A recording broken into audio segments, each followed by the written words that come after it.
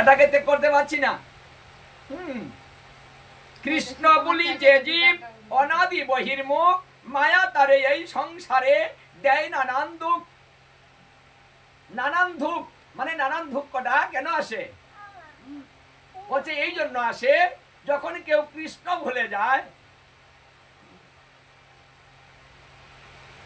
অনাদির মুখ মানে অন্যদিকে বহিরঙ্গ মুখ হয়, অনাদি বহির্মুখ।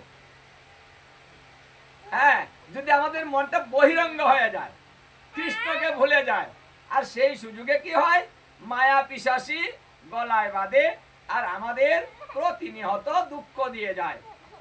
কি দুঃখ আসে? বলছে তিনটা দুঃখ আসবে, একটা আদি ভৌতিক, একটা আদি দৈবিক, একটা আধ্যাত্মিক। এই তিনটা দুঃখ আমরা প্রতিনিয়ত কোনো না কোনো ভাবে পেয়ে থাকি।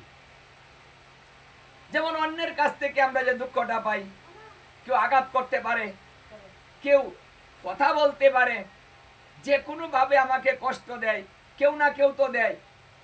সেটা ঘর থেকেও হতে পারে, আবার বাহির থেকেও হতে পারে। এই কষ্টটা হচ্ছে আদি ভৌতিক, অথবা মশা যার মধ্যে কামড়ায়, ওটাও কিন্তু আদি ভৌতিকের মধ্যে পড়ে। বা কুকুরে কামড়ালো, শিয়ালে কামড়ালো, বা সর্পে কামড়ালো। হ্যাঁ, এই যে বাহির থেকে পর থেকে যে দুঃখটা আমরা প্রাপ্ত হই, সেই দুঃখটাকে বলা হয় আদি ভৌতিক দুঃখ। আচ্ছা, এটা কি আমরা পাই না প্রতিদিন?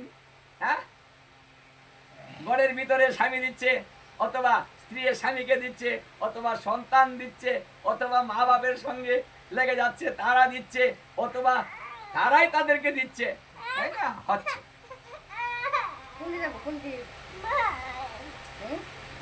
আদি দৈবিক।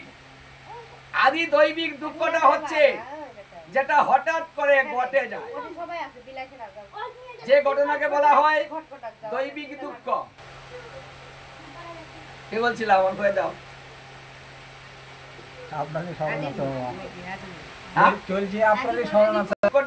হঠাৎ করে ঘটে যায়, রাস্তা দিয়ে হেঁটে যাচ্ছেন, হঠাৎ পড়ে গিয়ে পাটা ভেঙে যায়, তাই না?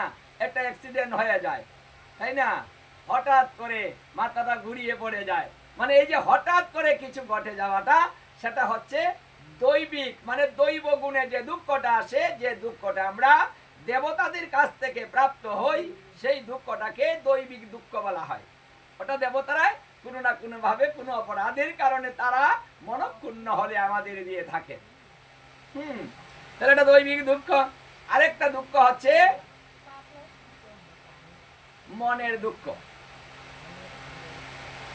যে দুঃখটা আমাদের দেহ থেকে উৎপন্ন হয়, মন থেকে উৎপন্ন হয়, এটা অন্য দেয় না, কেউ দেয় না, কিন্তু সেটা আমার দেহে উৎপন্ন হচ্ছে।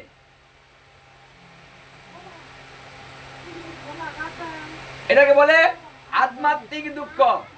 মানে নিজের দেহ থেকে, নিজের আত্মা থেকে, নিজের আত্মা থেকে আমরা যে কষ্টটা অনুভব করি, যেমন রোগাগ্রস্ত হলে এটাও কষ্টটা নিজের দেহ থেকে হয়।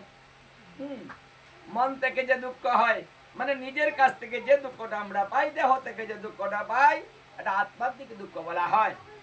তাহলে আমরা কি এই দুঃখ থেকে কেউ বাঁচতে পারছি? আমরা কিন্তু এই তিনটা দুঃখের অধীন। এমনও শাস্ত্রে বলেছে যে শুধু মানুষ নয়, এই তিনটা দুঃখের অধীন দেবতারাও। এই জন্য দেবতাদেরকেও দুঃখ ভোগ করতে হয়। দেবতারাও কিন্তু এই তিনের অধিক নয়, আমাদের চাইতে তারা সুখে আছে, ভালো আছে, তারপরেও দুঃখে আছে, কারণ এই দুঃখটি তাদেরকেও আক্রান্ত করে। এই জন্য দেখবেন যে দেবতারাও নিজের বাড়িঘর ছেড়ে স্বর্গ রাজ্য পরিত্যাগ করে তারা পলায়ন করতে বাধ্য হয়, মানে অন্যের আক্রমণে। এই যে আক্রান্ত হয় তারাও, এই আদি ভৌতিক দুঃখটা কিন্তু দেবতারাও পাচ্ছে। যার জন্য এ থেকে বাঁচতে হলে আমাদের অন্য কোনো পদ্ধতি বা অন্য কোনো উপায়ে আমাদের এগুলা সম্ভব নয়। তাহলে বাঁচবে কি করে? এটা তো আগুন, মনের ভিতরে আগুন লাগে, কষ্ট হলেই তো আগুন লাগে মনে। আগুনটা নিভাতে তো হবে, নিভাবেন কি করে? এটা তো বাহিরের আগুন নয়, যে আপনি জল দিয়ে নিভিয়ে ফেলবেন। যখন আগুনটা মনে লাগে তখন আগুনটা বাহিরের জল দিয়ে নিবে না। কি করতে হবে বলছে, গুরুদেবের কৃপা বাড়ি বর্ষণ করিতে হবে। তখন এটা বর্ষণের দরকার হবে, জলটা লাগবে, কিন্তু এটা এই সাধারণ কোনো জল নয়, সেই জলটা হচ্ছে গুরুদেবের কৃপা ভারী বর্ষণ, মানে গুরুদেবের কৃপাটা বর্ষণ করতে হবে। যদি হয় তাহলেই মনের আগুন নিবে, না হলে মনের আগুন নিববে না। আর আমাদের প্রতিনিয়ত কিন্তু এই মনের আগুনেই আমরা পুড়ে ছারখার হয়ে যাচ্ছি। সবাই কিন্তু মনের আগুনে জ্বলছে, কারণ এই সংসারটাই হলো জ্বালাময়, দুঃখের আলয়। এখানে প্রতিনিয়ত জ্বালার যন্ত্রণা আর দুঃখ কষ্ট, এটাই সংসারের নিয়ম। এখানে যারাই আসবে তারাই এই কষ্টগুলা, এই আগুনগুলা তাপাতে হবে, নিস্তার নেই। যদি মনে করেন যে আমি বুড়িগঞ্জ ছেড়ে দিব, থাকবো না, চতুর্দিকে শত্রু বেড়ে গিয়েছে, এখানে আর ভালো লাগে না, ঢাকা চলে যাই, আপনি ঢাকা গিয়ে দেখেন ওখানে আর এক জ্বালা আপনার জন্য অপেক্ষা করছে, সেখানেও শান্তি নাই। হ্যাঁ, কিছুদিন ওখানে থেকে ঘুরে ঘুরে বলবে যে আমার বুড়িগঞ্জই ভালো, আমি বুড়িগঞ্জেই যাই। হ্যাঁ, আবার দেখবেন নিজের বাড়ি করে চলে আসে সবাই। হ্যাঁ, তা আমরা দৌড়াচ্ছি, কিন্তু আমাদের সঙ্গে কিন্তু ওরাও দৌড়াচ্ছে। তাই এই পৃথিবীটার ভিতরে আমরা আছি, ওখানে যেখানেই যাব সেখানেই আমার দুঃখ আমার সঙ্গে যাবে, কারণ এই পৃথিবীর নিয়ম, এটা ধর্ম, তাদের ধর্ম এটা। কারণ যারা আসবে তারা জ্বলবে, আমাদের বাঁচতে হবে। আর বাঁচতে হলে গুরুদেবের কৃপা বাড়ি বর্ষণ। গুরুদেবের কৃপা কিভাবে হবে? এখন আমরা কৃপা নিতে বুঝি না,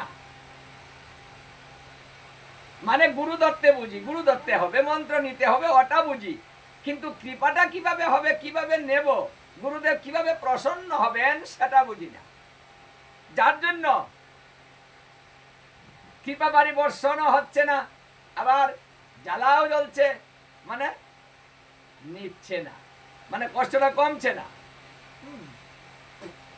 আমাদের এইগুলা শিখতে হবে, আর এইগুলা শেখার জন্য কিছু জ্ঞানের প্রয়োজন।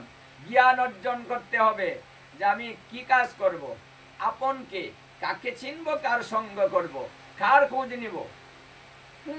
তখন আপনকে খুঁজে বের করতে হবে, এবং আপনের সঙ্গে আপনাকে দুঃখের আদান প্রদান এবং গুরুদেবের কাছ থেকে কৃপা কিভাবে পাবেন, গুরুদেব কিভাবে প্রসন্ন হবে, সেই কাজ করতে হবে। এখন আপনি যদি মানে গুরুদেবের প্রতি আনুগত্য না হন, তাহলে গুরুদেব কৃপা করবে না। মানে সর্বোত্তভাবে আনুগত্য হতে হবে, আত্মসমর্পণ করতে হবে, একের মধ্যে থাকতে হবে। তা আপনি যখন দুয়ে চলে যাবেন তখন তো আর গুরুদেবের কৃপাটা আসছে না। তখন আমরা কৃপা থেকে বঞ্চিত হই, আরো দিন দিন ঝামেলা বাড়তে থাকে। তো এইদিকে আমাদের লক্ষ্য রাখতে হবে। কিছু কিছু কাজ করলেই সংসারে শান্তি আসে, সুখ আসে, এবং পাপ মুক্ত হওয়া যায়। কলিকাল, পাপটা সহজে হয়, আবার সহজে মুক্তও হয়, মানে দুটোটাই হয়। সেই জন্য যদি প্রতি বৎসর কোনো ভক্ত বা কোনো গৃহে যদি কেউ বৈষ্ণব সেবা দেয়, তাহলেও গৃহের পাপ থাকে না। যদি গুরুদেবকে প্রতি বৎসর বাড়িতে একবার আনা হয়, গুরুদেব বাড়িতে পদার্পণ করেন, তাহলে বাড়ির পাপ থাকে না, কারণ গুরুদেব বাড়িতে আসার সঙ্গে সঙ্গে তার সমস্ত কিছু মঙ্গল হয়ে যায়, মানে অশুভ শক্তিগুলা দূরে সরে যায়। এই জন্য শাস্ত্রে বলছে গুরুকে কমপক্ষে বৎসরে একবার গৃহে আনতে হবে, এবং বৎসরে একবার গুরু গৃহে যেতেও হবে। এখন আমরা গুরু গৃহে কি যেতে পারছি? সারা জীবন চলে যাচ্ছে, মন্ত্র নিয়েছি 50 বৎসর হয়েছে, বাবার বাড়ি 100 বার গিয়েছি, কিন্তু গুরুর বাড়ি একবারও যেতে পারিনি। কেন? আমাদের কৃপাটা কি করে আসবে? বাবার বাড়ি মিস নেই, মেয়ের বাড়ি মিস নেই, এখানে যত কষ্ট কত ঝামেলা হোক না কেন যেতে হবে, কিন্তু গুরুদেবের বাড়িতে একবারও যেতে পারছি না, এত ঝামেলা, এত কাজ, যেতেই পারি না, যাব কি করে? এই জন্য বলছি যে আমরা কৃপাটা আসবে কি করে? কারণ শাস্ত্রে যেভাবে বলেছে আমরা সেইভাবে চলি না, যার জন্য কৃপাও আসে না। যদি কোনো অমঙ্গল হয়, বাড়িতে কোনো অঘটন দেখা দেয়, তাহলে সপরিবারে গুরু গৃহে যেতে হয়। সপরিবারে গুরু গৃহে গিয়ে সবাই মিলে কিছু কিছু গুরু গৃহে দিয়ে প্রণাম করে সেখান থেকে চলে আসতে হবে। তাহলে কি হবে? আপনার সমস্ত মঙ্গল জ্বালা যন্ত্রণা ওখানেই থাকবে।